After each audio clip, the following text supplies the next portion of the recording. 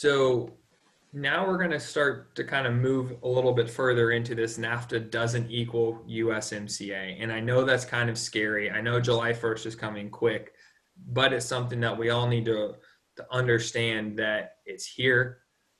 We're going to have some period where there's going to be some lax compliance around this, and that's going to be okay. Customs is aware of this, but know that we have a lot of work to get done in a couple of weeks.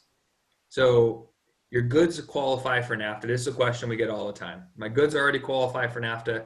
Do they automatically qualify for USMCA? The answer to that is no. There are enough changes in this, especially when we get into textiles, automotive, chemicals, things like that, that there's enough changes that there may have been a change that pushes your product out. Maybe if it doesn't push your product out this year, if you look at some of the automotive sections, they have maybe a 5-year change in what some of that regional value content has to look like.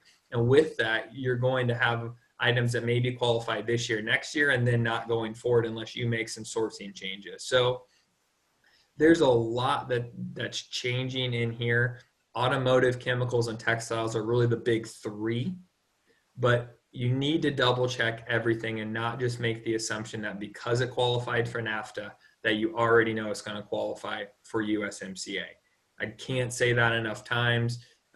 If you need to play this as a broken record for anyone inside of your organization, this is the most important piece, is that they do not equal one another, and there are enough changes that everything needs to be reviewed.